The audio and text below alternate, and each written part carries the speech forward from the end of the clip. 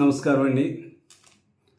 ఈ వీడియో ద్వారా ఒక ప్రశ్నని సూటిగా ఎమ్మెల్యే సోలి రామకృష్ణారెడ్డిని అడగదలుచుకున్నా.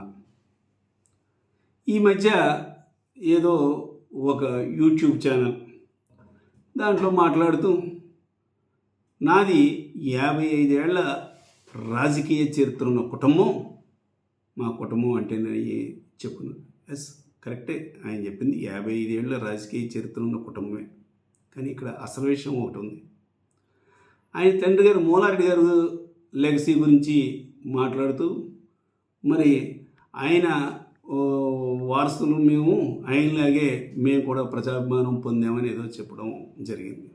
ఒక్క విషయం రామకృష్ణారెడ్డిని ఒకటే చెప్తా ఉన్నా, నీకు అసలు మీ నాన్నగారి పేరు ఎత్తే అర్హతే లేదు.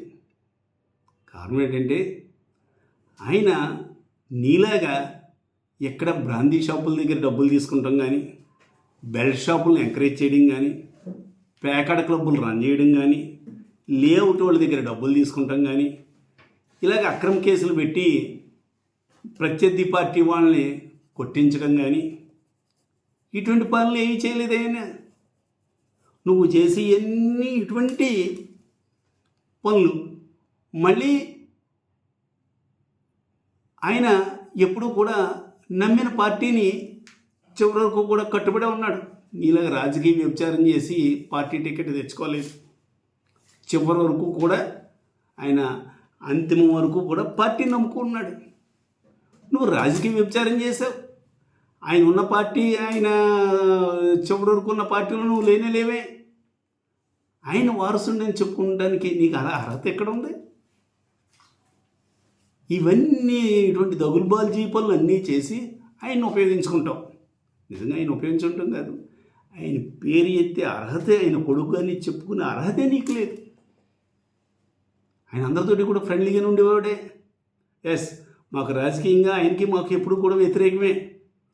ఇవన్నీ కూడా రాజకీయం వరకునే, వ్యక్తిగతంగా ఎప్పుడూ లేదు.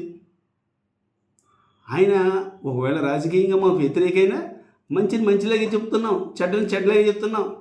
నీలాగా శిలాఫలకాలు ధ్వంసం చేయించేయడం, ఏదో ఆర్చిలు ధ్వంసం చేసేయడం, ఆయన పేరు పెట్టేసుకుంటాం, అటువంటి పనులు, ఇటువంటి దగులుబాజీ పనులు ఇప్పుడు కూడా చేయలేదే.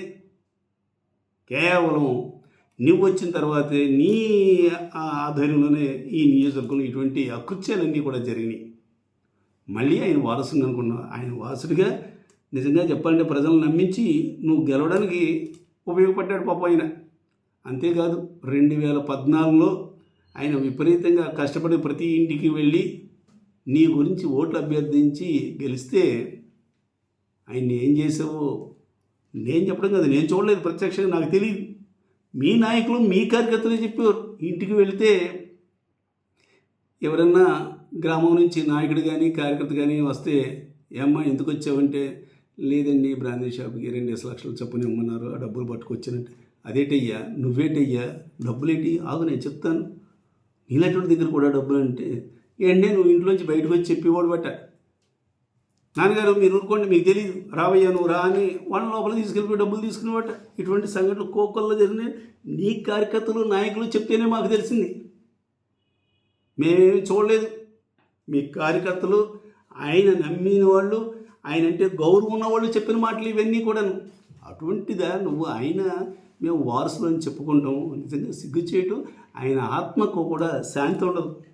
ఏటి ఇటువంటి దౌర్బాధ్య పనులను చేస్తూ నా వారసుని చెప్పుకుంటున్నాడు, ఇదేం కర్మరా అని ఆయన ఆత్మ ఎక్కడున్నా కూడా క్షోభిస్తుంది. ఇకనైనా కూడా దయచేసి అటువంటి వ్యక్తి పేరు ఏమి ఎత్తొద్దు. నువ్వు సొంతంగా నీ పేరు నువ్వు సంపాదించుకోవడానికి ఏముందిలే, అన్నీ కూడా ప్రజలందరికీ కూడా తెలుసు కదా నువ్వు ఎలాంటి ఓడు ఏంటి అన్నది. ఆయన మైనస్, నువ్వు అంటే 0, ఆయనలోంచి తీసేస్తే నువ్వు 0వే. అది అందరికీ కూడా తెలుసు, ప్రజలందరికీ కూడా తెలుస్తుంది.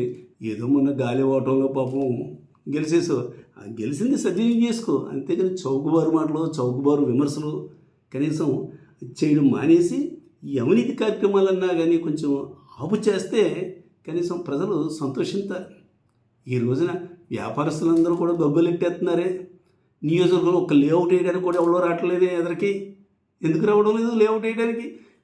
ఎకరానికి 5 లక్షలు ఎక్కడ ఇస్తాం, ఇతనికి 5 లక్షలు ఇస్తాం, లేఅవుట్లో ఏం మిగులుద్ది అని ఒక్కళ్ళంటే ఒకళ్ళు లేఅవుట్ వేయడానికి కూడా రావడం లేదు నియోజకవర్గంలో. ఎందుకు? నువ్వు చేసే అక్రమ సంపాదన గురించి. ఇంకా చెరువులు అయ్యి అంటే నీ ఇష్టం వచ్చినట్టు దోసేస్తున్నావు, కనీసం లేఅవుట్ నుంచి కూడా ఎవరో రావడం లేదు. ఈవేళ చంద్రబాబు నాయుడు, నేను ముందే చెప్పాను, చంద్రబాబు నాయుడు సంపద సృష్టిస్తా అని చెప్పాడు. ఎస్, నిజంగా నువ్వు తూచా తప్పకుండా ఆయన మాత్రం ఫాలో అయ్యావు. ఎలాగా? నియోజక ప్రజలకు సంపద సృష్టి కాదు, నీ వ్యక్తిగతంగా సంపద ఏ రకంగా సృష్టించాలా అన్నది సృష్టిస్తున్నావు. అది ఈ రోజున మన జిల్లాలోని మిగతా ఎమ్మెల్యేలు అందరికీ కూడా నువ్వు ఆదర్శంగా నిలబడ్డావు. నిన్ను చూసే మిగతా వాళ్ళు కూడా సంపద సృష్టించాలంటే సుల్ రామకృష్ణారెడ్డిని ఆదర్శంగా తీసుకోవాలిరా బాబు అని కూడా పాపం వాళ్ళు కూడా అనుకుంటున్నారు. ఇకనైనా చౌకబారు విమర్శలు మాను, నియోజకవర్గ అభివృద్ధికి కృషి చెయ్యి, నిజాయితీగా పనిచేయి. ముందు నిన్ను ఎన్నుకున్నది నువ్వు అవినీతి కార్యక్రమాలు చేస్తావని కాదు, నిజాయితీగా ప్రజలకు మేలు చేస్తానని. నిజాయితీగా నువ్వు పనిచేయి, నిజాయితీగా ఉంటానని ఒక అందరితోటి కూడా చెప్పి ఈ లేఅవుట్లు వేసుకునే వాళ్ళని కానీ ఎవరినన్నా వ్యాపారస్తులందరినీ కూడా ఎంకరేజ్ చేయి. నీకు ఇచ్చి ఆడు లేఅవుట్ వాడు ఏమవుతాడు? అందుకే ఈవేళ అనపర్తి నియోజకవర్గంలో ఎక్కడ పడితే అక్కడ లేఅవుట్లు వేసేవారు. ఇవాళ ఒక్కళ్ళంటే ఒక్కళ్ళు లేఅవుట్ వేయడం పారిపోతున్నారు మిగతా నియోజకవర్గాలకి.